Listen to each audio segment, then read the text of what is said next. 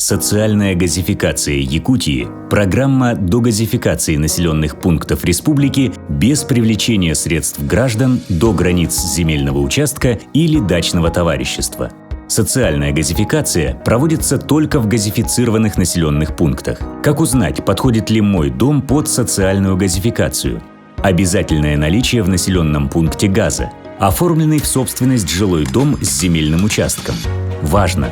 Газ должен использоваться только для собственных нужд.